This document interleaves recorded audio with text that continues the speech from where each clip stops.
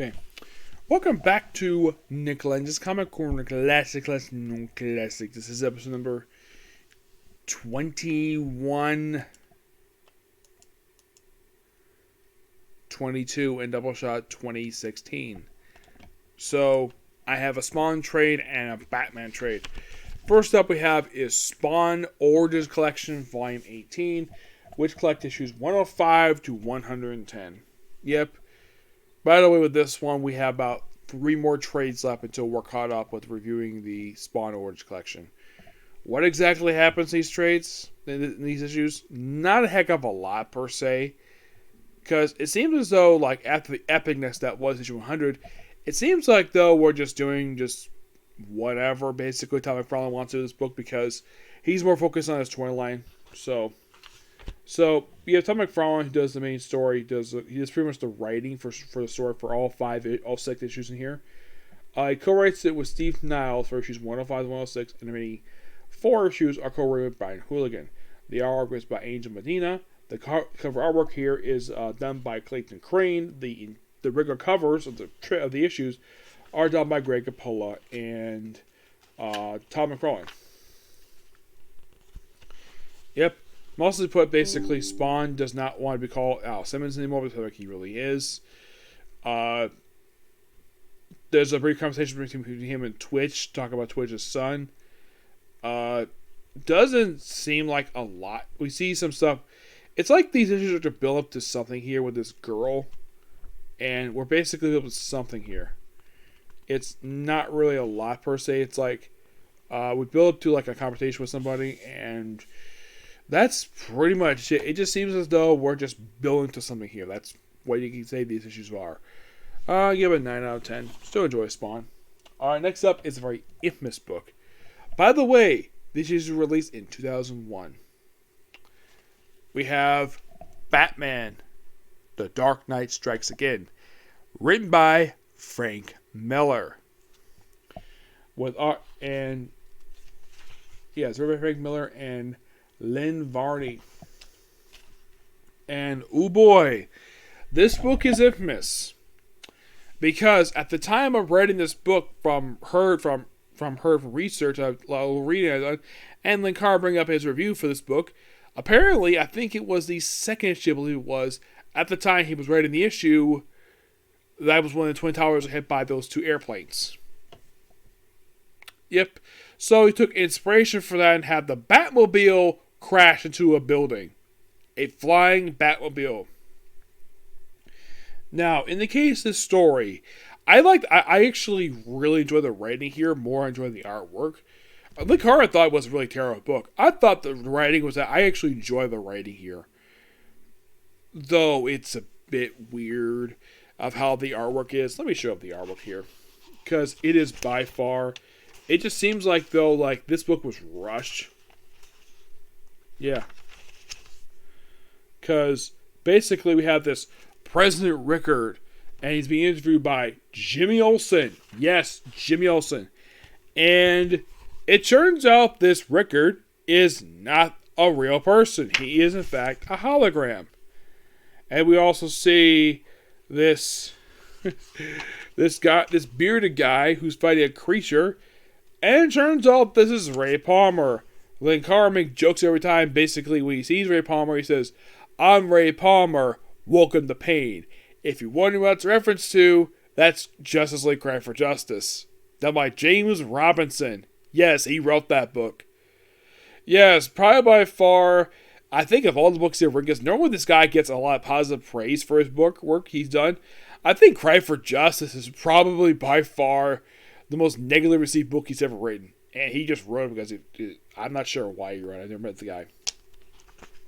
So basically, he's freed from the dish by Carrie Kelly, who's now wearing this outfit. No longer Robin this miniseries. She is now Catgirl. Yep, with this cheetah attire. Yep. Because, of course, she has to have inspiration. Inspired by Catwoman. Oh, and by the way, the follow-up book after this one, she becomes Batgirl. Well, actually becomes Batwoman. Yep. Oh, and by the way, Carly in the original book was 13. Here she's 16 years old. Yes, 16. Oh, and by the way, then we have Superman just lifting stuff. Oh, and by the way, who was responsible for the fake President Rickard? And this is where the glitch happens. You're probably thinking, who was responsible for it? Lex Luthor, who was drawn here like a gorilla. Yes, seriously. And then the question shows up. Yes, the question. To be or not to be? That is the question. Yes, I know, quote Hamlet. Which, I like the way the question is drawn here. I think he looks really good on this artwork. Like, I would say the Question is probably by far the best drawn character here. Though, then we have the Bat Boys. Yes. These are formerly the mutants from the original miniseries, who are now the Bat Boys. And these guys employ lethal force. Oh, by the way, Carrie Kelly's costume has changed in the issue. From cheetah to basically gray. Yes. Yeah, and she breaks into Arkham Asylum. The next issue, first issue, she rescues Ray Palmer. Okay. And then, of course, she frees the Flash, who she gives a new costume to. And basically, she thought, really old-fashioned design. Its old design was really old. And he's like, kids these days, kind of between old and classic. I assume Bruce gave X strategy. Right, the X strategy. Yeah, you. Fair enough. Hold your breath. Palmer, you come along for the ride? Off my way, thanks. I'm getting whiplash just watching you. Yes, seriously. So they get out of there. So we have Ray Palmer. We have Superman. We have more. Oh, don't worry about that. So, by the way, it's revealed in this timeline, and this apparently served as inspiration for something DC would do in New 52. Yes. And then we see appearance by Hal Jordan. Yes. Well, an illusion of him anyways. And then we see Wonder Woman. Which, of course, the only difference between this outfit... this outfit here... Okay. I'm sure that probably Frank Miller got a lot of flack for this attire. Yeah, it's fine. It's not the bikini outfit she's not wearing at this point in time, but it's fine. But I think the one thing he probably got a lot of flack for this outfit. The nose guard thing, so that's something he would also use in Ultimate Boy Wonder, which he showed up there for some strange reason. It's her top that basically probably a lot of people probably had issue with this outfit. It looks like it just basically just held together by strings, and any more it could snap, basically show off her basically her chest. Now, a lot of the time when she's depicted, and I've got to point this out though, Wonder Woman's usually depicted with big breasts. I have to say that because that's how she's normally drawn. As a matter of fact, there's a joke about Power Girl, and I actually talked to Jim Palmy out about this, where I heard a story once about an artist who would constantly draw Power Girl's breast bigger and bigger on purpose. And according to him, that was Wally Wood who did that. So, good person to ask for something like that. He would know that because he worked on Power Girl with his wife, Minna Connor. So, yeah, and by the way, we're at the Just Like Satellite. And then we see a version of Brainiac. And oh boy, and you look at this, wait, that's Brainiac? Wait, that can't be Brainiac. What's with all the other stuff on him? Electric kind of vibe, but Brainiac? Seriously? Also, Billy Batson's old as Captain Marvel for reasons. And they had a Black Widow to work with him because, oh, by the way, Brainiac's referred to as the Plague of Worlds. Something that the title only gets in this miniseries because I've never heard him referred to as that particular title in any other book. The way he's depicted sometimes, like in the I think it was the DC animated series, he's sort of depicted as the DC equivalent to Galactus. But usually he's a very low scale villain in the comics sometimes. So then of course then Superboy beats it with Bizarro. And then Green Arrow shows up with a new arm. Yeah, then of course basically like Ray Palmer, and of course you have Batman beats up Superman with his kryptonite gauntlets.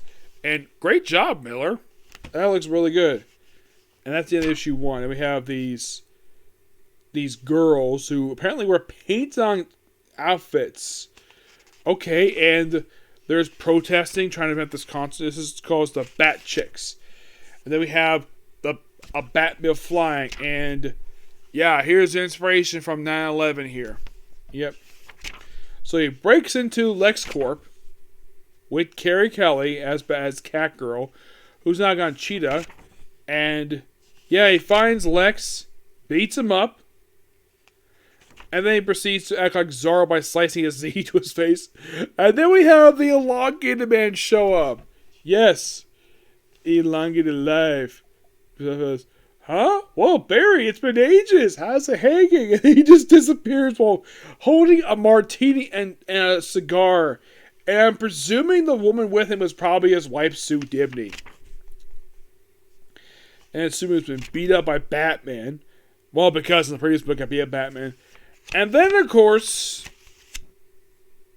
she punches him. They make out. And then by far, the most weirdest thing happens in this book. And Lynn Carr pointed this out, though. Superman and Wonder Woman have sex in the sky that cause a tidal wave. Yeah. Yep, a tidal wave. And yes, it's probably served inspiration for what happened in 52, having these two hook up together. Oh, by the way, where's Lois in all this? She's married to the Guardian. I'm not kidding about this. In this continuity, she's married to the Guardian. And they have a daughter together. Yes, Wonder Woman, not Wonder Woman, Lois Lane married the Guardian. Not Clark. The Guardian. At the finish, and then of course Lex is like, "Oh, get a room, you two."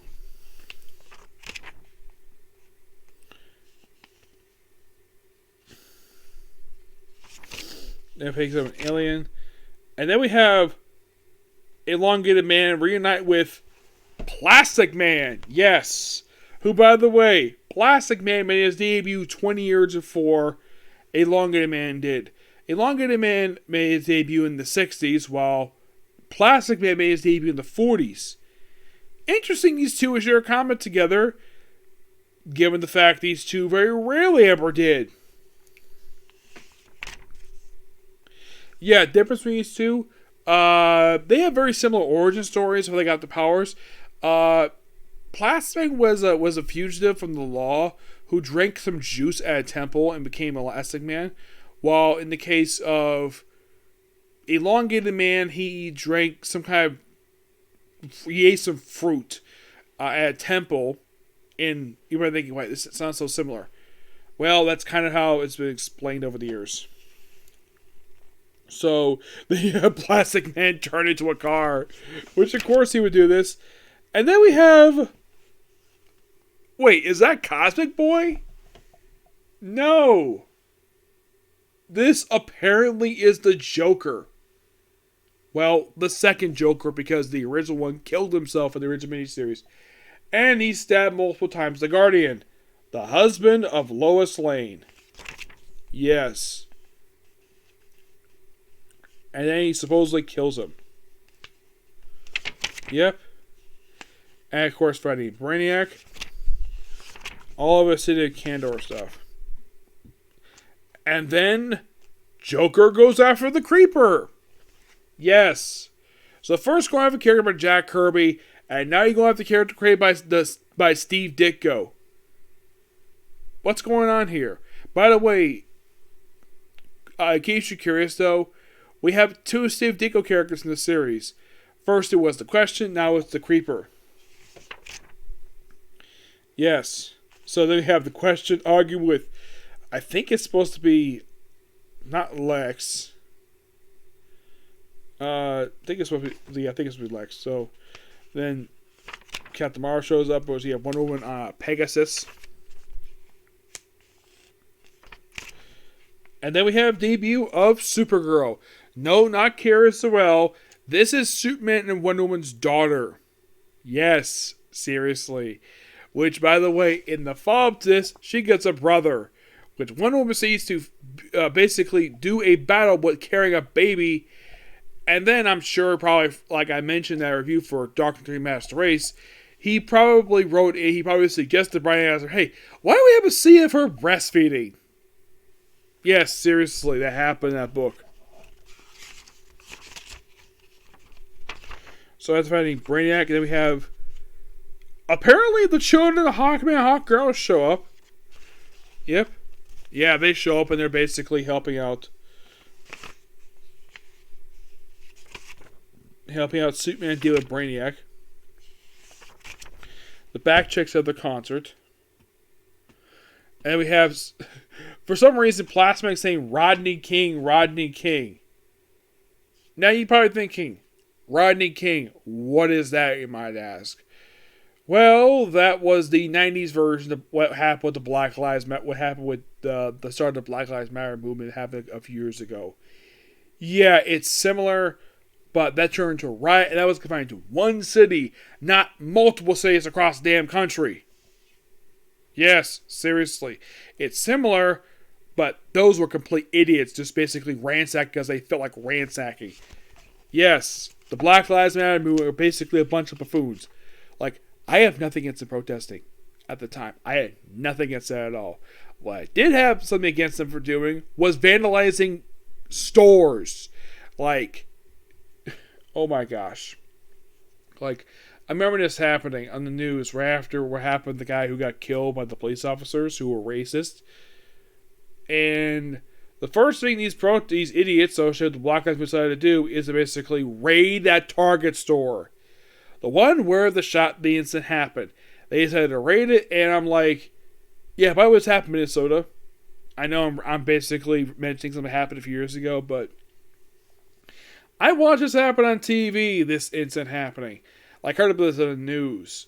I'm like, you guys do know that there is a pandemic going on. People are getting sick, and you decide to basically throw a fit over one guy getting killed by some racist cop, and you basically, like, your fit of rage, your source of your rage is not the police officer, but the store that had the incident in front of. Yes, and I believe these people were caught, and I've heard various stuff about buildings being burned down. I heard City Hall got burned down. Various places. It was a bunch of just my estimate, the people who did the violence were complete idiots. And they deserve to rot in jail for facing public monuments. Yeah, also the sort of thing where they tear down statues for no apparent reason. All because associated with racism. Despite the fact they've been there for centuries.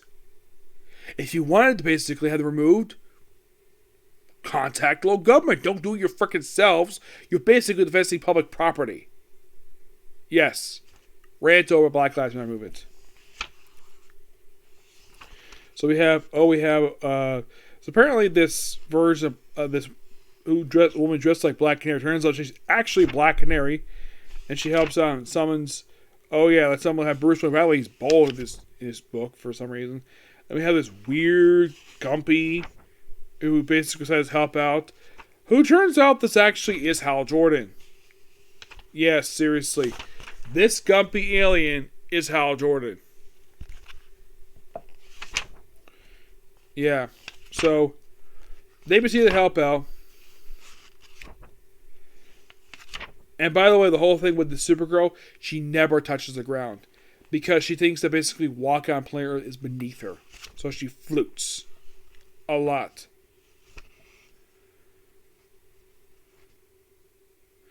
And she's cares about Kandor. And then, of course, Superman proceeds to become an actual regular hero again. And then, of course, she asks the very strange question. So, how about sex? He's like, excuse me? Yeah, and apparently she's getting sex advice from Wonder Woman, her mom.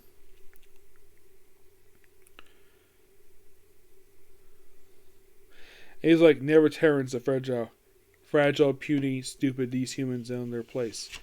You're very young. Don't poison the word. You don't poison those words contain. You sound like Mom. Your mother is wise. We don't command this world, Laura. We share it. At best, we serve it. Yep. Now I'm thinking, a teenage girl is asking her father about sex. Okay, and then you have Batman like talking to Superman. It's like, how's it get away with him? For God's sake, what would take? Let's lose your honor, dignity, Metropolis, Lois. Oof, low blow. Candor, it's Candor. So apparently, that's what I heard anyways, and I heard, oh yeah, she was long dead at this point. So they deal damage, and they take down Lex, and by the way, they revealed that this actually, we have, apparently Saturn Girl. Yes, Saturn Girl from Legion of Superheroes in this book. Who apparently is a little girl. Yeah, something, I think Linkara, I don't remember he brought this up in his review when he did this years ago. Yeah, then it turns out that this Joker,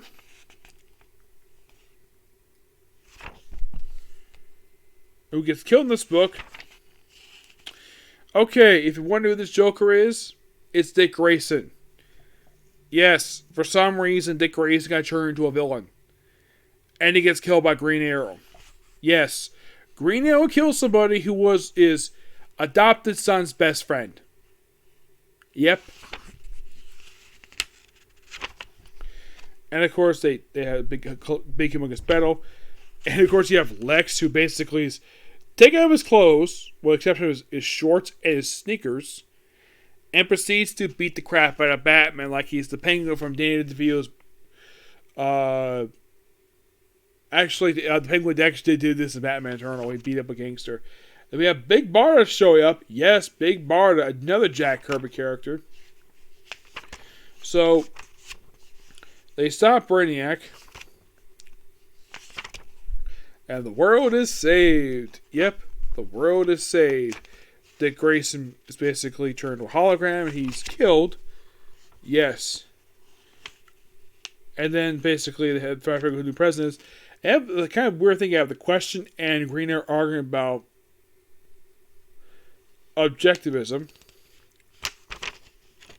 And the book ends basically with Kara Kelly looking like she's on life support. Like she's barely surviving. And we have Batman with bent ears, and that's how the book ends. It's a very interesting book per se. Definitely. I do like some of the writing here. The biggest problem with the book is the artwork. Yes, I think that Frank Miller should brought it out. I think he should brought back his artist from. I think he should have had Klaus Johnson do the artwork in here. That's just my opinion. And here's the book is over 20 years old. What would be nice to the book, because I do like some of Frank Miller's early stuff. Give the book a 8 out of 10. Yep. So yeah, that's the episode review. I will do another video, but it's getting half late, so I'll probably do it tomorrow. I'm happy I got a chance to get one done. Okay, so that's the episode review. Next up tomorrow, hopefully I get a chance to finish reviewing these anime tomorrow. Okay, let's go. Bye.